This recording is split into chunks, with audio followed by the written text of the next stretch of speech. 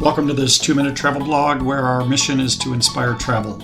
This one dates back to our first cruise experience all the way back in 1990. It was that awkward period of cruise week. We had spent the week getting pampered and waited on like royalty on the MS Seaward cruise ship. Now we were stuck like cattle waiting in a holding pen called the Lido Lounge for a decision to move to the next pasture. What did you think of the first excursion, Ocho Rios?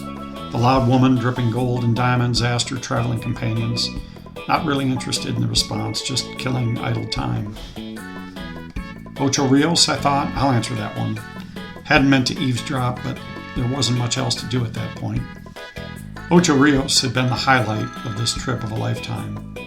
The old beggar woman with the new Reeboks, the boy with the donkey trying to get us to take his picture, but he was skipping school, so we were warned against encouraging his truancy by tipping him. The winding, slippery-footed climb up gorgeous waterfalls with my athletic young bride. The spicy jerk chicken washed down with that red stripe in the brown, round bottles. These thoughts raced through my head so quickly and loudly that I barely heard the actual response. Dirty. Dirtiest place I've ever seen, the old rich woman's friend responded. And the taxi ripoff, telling you get a free ride and then taking you to a place you don't want to go and making you pay to get somewhere else. And absolutely nothing to buy, just a bunch of cheap junk. And the beggars and moochers, and it was too damn hot. Couldn't wait to get back on the boat. We sat there again in silence, waiting for the floor to be called. The boat was emptying on the other levels.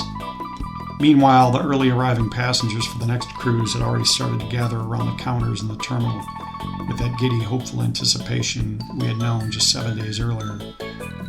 As usual, there were two types: young newlyweds on their honeymoon that had never been out of the country, or tired and retired travelers that had seen it all and were just passing their idle time waiting for their final pasture. Our floor was finally called and it was time to disembark. And thanks for watching this 2-minute travel blog. Feel free to hit the subscribe button if you want to hear more.